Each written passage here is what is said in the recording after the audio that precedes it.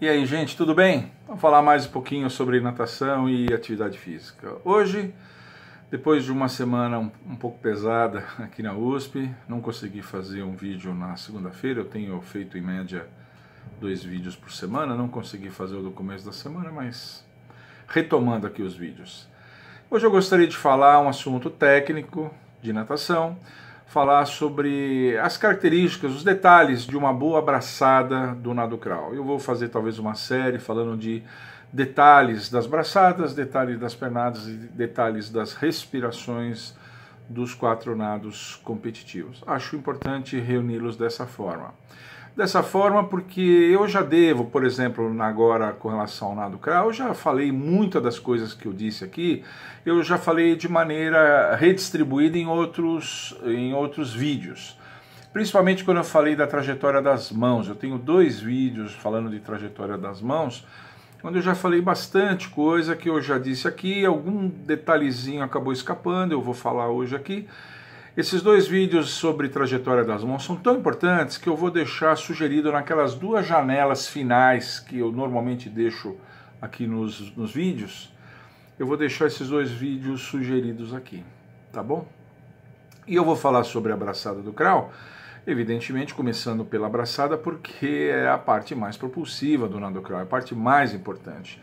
Então exige muita atenção e muito cuidado, tanto dos profissionais de educação física que trabalham com isso, para fazer um diagnóstico correto de como é que o seu aluno está em termos de braçada do nado crawl, para poder selecionar os educativos corretos, né, os educativos mais pertinentes, poder fazer as correções mais indicadas, né, pedir o foco dos exercícios educativos, que eu falo sempre, né, e também para os alunos que nadam por conta própria, né, os autodidatas da natação, eu tenho vários alunos assim, para que possam pelo menos tentar prestar atenção nesses pequenos detalhes que são os mais importantes.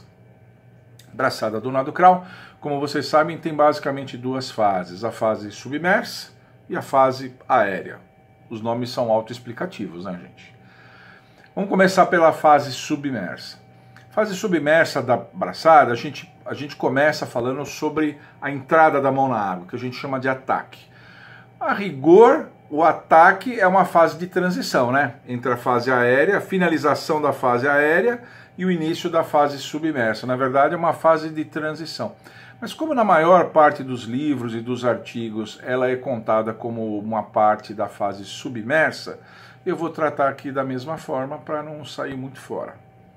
Então, a primeira coisa é o ataque. O ataque, além do posicionamento de mãos, naquela posição neutra, a mão no alongamento, no alinhamento do braço, a mão tem que estar alinhada no braço e a mão tem que estar também no alinhamento do seu respectivo ombro. Então, a mão direita, eu costumo dizer assim, a mão direita tem que estar na frente do ombro direito e a mão esquerda tem que estar na frente do ombro esquerdo. Então, ambas as entradas, ambos os ataques das mãos no nado crawl, eles são afastados. Eles são assim. Mão direita entra na frente do ombro direito e mão esquerda entra na frente do ombro esquerdo. Ah, professor, o meu professor não disse nada de entrar assim, eu entro assim. Olha, essas diferenças são muito pequenas. Eu normalmente entro assim ligeiramente aberto assim, ligeiramente em pronação, porque é mais confortável, eu acho. Eu sinto assim, passo isso para os meus alunos. Mão ligeiramente pronada, no alinhamento do seu ombro e no alinhamento do antebraço. Esse é o melhor ataque que tem. A entrada das mãos tem que acontecer aí, o ataque tem que acontecer aí. Feito isso, o nadador faz uma puxada e vai trazendo a mão por sob o corpo. Sob o corpo.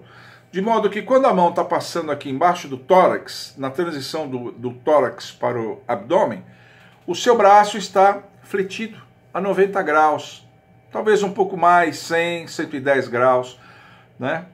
Nadadores com maior nível de força nadam com a mão um pouco mais, o braço um pouco mais estendido. Esse ângulo não é de 90, é de um pouco mais, mas precisa ter bom nível de força para fazer esse tipo de coisa. Então a mão tem que passar sob o corpo, isso que é importante. Então a mão entra no alinhamento do ombro, vem, passa sob o corpo e passado uma vez sob o corpo, chega nessa fase máxima sob o corpo, vai saindo de novo e termina lá com a mão, o dedão encostado na mão, encostando ele na coxa, na perna. Então, faz aquela fase de finalização. Então, ataque, puxada, empurre, essa fase depois que passa por sob o corpo, a gente chama de empurre, o nadador está empurrando a água para trás, né? E ele faz o ataque. Isso dá para a trajetória da mão uma forma sinuosa, né? E o braço esquerdo, analogamente, a mesma coisa, só que de maneira espelhada, né? Direita, mão esquerda. Então, esses são os pontos mais importantes que o nadador precisa observar na sua própria braçada, ou no caso, o professor precisa observar nos seus alunos. Entrada correta, fase de puxada sob o corpo e a finalização na perna. Essa finalização na perna, não sei se isso acontece em todo lugar, viu? Estou aqui há muitos anos na USP, mas os meus alunos aqui têm uma dificuldade, gente, uma dificuldade. Eu tenho muitos alunos que a gente tem que insistir nessa finalização, nessa extensão do braço, durante muito tempo para que eles façam isso. O aluno muitas vezes vai corrigir essa finalização do braço lá no aperfeiçoamento e depois de muito educativo, muita saliva gasta nisso. É incrível isso. E essa fase está comprovada que é uma das fases mais propulsivas de toda a fase submersa. Essa última fase submersa, né, esse empurre final, né, até aquele alongamento que a mão faz, aquela flexão que a mão faz, né, a mão vem na posição estendida assim, e o nadador faz aquela último empurrezinho, é a fase mais propulsiva da braçada do crawl. O nadador abdicar disso, ele está abdicando, ele está desprezando a fase mais propulsiva. É a fase onde a relação força aplicada e deslocamento é melhor. E ele acaba abdicando disso, né? Então esses são os pontos com relação à fase submersa. Com relação à fase aérea, eu tenho apenas duas considerações a serem feitas. Fase aérea, desde o final da braçada, né, desde o empurre final, quando o nadador tira o braço da água, ele conduz o braço até na frente. Pois é, acontece o seguinte, esse movimento, quando o nadador faz isso em velocidade de moderada para lenta, esse movimento ele tem uma característica conduzida, que a gente fala. Conduzida, ou seja, o nadador conduz o movimento, ele leva a mão até lá na frente.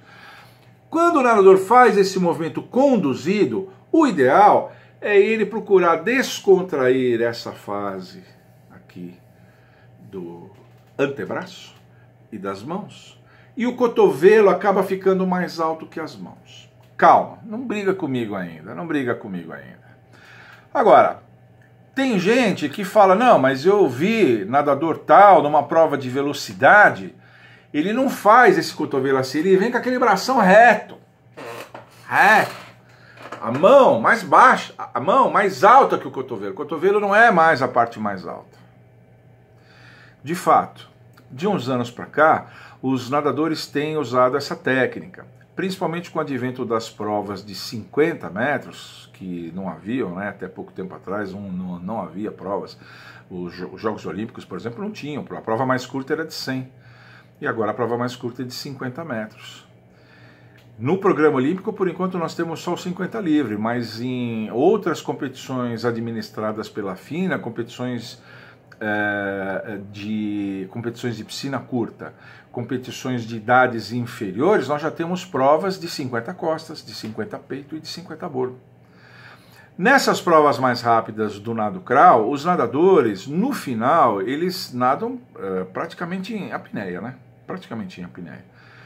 No final, eles imprimem uma velocidade de braço tão grande, que o braço deixa de ter essa característica conduzida, que eu falei, conduz o braço. Não, eles lançam o braço, é uma característica lançada. Para quem fez escola de educação física sabe o que é o movimento conduzido e o movimento lançado, né?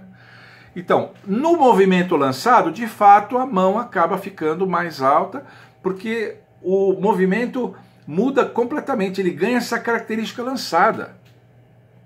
Não é que o nadador faz de propósito isso. Ele gira tão, ele movimenta tão rapidamente o braço que acaba acontecendo isso. Mas isso foi uma evolução da técnica por conta da redução da metragem das provas mínimas. No caso aqui estamos falando do nado crawl. Então neste caso, e apenas neste caso, e isso é válido para alguns nadadores, né, muito fortes que fazem isso, hoje em dia talvez seja a maioria, mas no início eram só alguns. Agora, em resposta, eu posso dizer o seguinte: há nadadores que mesmo nessas provas fazem o cotovelo mais alto. Fazem o cotovelo mais alto. Nadadores muito técnicos, muito apegados à parte técnica, acabam fazendo esse cotovelo mais alto.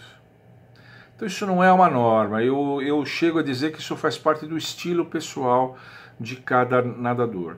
E isso muitas vezes é válido mais para a fase final de uma prova curta, muito potente, muito rápida, muito veloz, mais para esse tipo de coisa. São ainda poucos os nadadores que fazem isso desde o início da prova. Existem, mas são poucos, são poucos. Mesmo numa prova de 50 metros, no início os nadadores conduzem um pouco mais o movimento e o cotovelo acaba saindo mais assim. Ah, professor, o nadador usa 2 recuperações na mesma prova? É, usa 2 recuperações na mesma prova. Ele faz uma recuperação na primeira fase da prova e um outro tipo de recuperação, ele altera a braçada. É uma sofisticação, né? Isso é para atleta muito bom. Ele altera a braçada e acaba dando para a sua recuperação essa característica lançada e aí acaba acontecendo isso. Se nós estamos falando aqui de aprendizagem, de adultos, mesmo de crianças e jovens, estamos falando de aprendizagem, nós estamos falando de todo um universo onde a velocidade é de moderada para lenta, então nós estamos falando de cotovelo mais alto, que é a mão. O nadador tem que aprender a fazer isso, é uma maneira econômica, é uma maneira ergonômica de se fazer essa recuperação do braço, a gente tem que reconhecer isso. Agora, se esse nadador jovem, principalmente criança e jovem, mais tarde virar um atleta e for fazer uma prova, uma outra coisa, e for treinar tiros de velocidade, aí é uma outra história. Mas como aqui eu estou falando mais de aprendizagem, eu estou falando de cotovelo mais alto. Tá bom? Então essas são as características que precisam ser observadas, né? Buscadas. São características que vão dar para o nado uma relação custo-benefício melhor, você vai se cansar menos, você vai ter um nado mais eficaz, mais deslizante. Claro, não vai depender apenas da braçada, o nado é um todo. Vai depender de outras coisas também. Mas essas são as características que devem ser buscadas, apreciadas, observadas, corrigidas quando a gente ensina a braçada do nado crawl. Tá bom? Observem esses 2 vídeos que vou sugerir agora no finzinho aqui, que falam da trajetória das mãos, que falam também disso, né? Aqueles mais curiosos e mais investigativos, meus colegas profissionais de educação física, entrem aqui no YouTube e procurem sobre o nado crawl, né? Crawl stroke, né? Façam pesquisa sempre em inglês, que o número de referências que vocês vão achar é muito maior do que em português ou em qualquer outra língua. Façam a pesquisa, né, com free stroke para vocês verem que é assim que a coisa funciona, pelo menos nessa fase de aprendizagem. Falando de alta performance, aí, como eu disse, é uma outra história. Tá bom? Obrigado pela sua atenção, desculpe ter deixado vocês aí um pouco na mão. Aqui eu faço os vídeos à medida que eu consigo, né? Por favor, deixe o seu like aqui, ajudem a gente, like, sininho, inscrição, né? Divulguem o nosso canal, você que está chegando agora aqui, que está descobrindo agora o nosso canal, entre na home, faça pesquisas lá, nós já temos aqui mais de 240 vídeos, é muito material para fazer pesquisa, muito material, já falei de praticamente todos os assuntos. Alguns assuntos eu não esgotei, mas outros praticamente esgotei, viu? é bastante coisa, mas eu estou sempre aberto a responder dúvidas, estou sempre respondendo as perguntas que me fazem e atendendo as sugestões quando elas são boas. Tchau!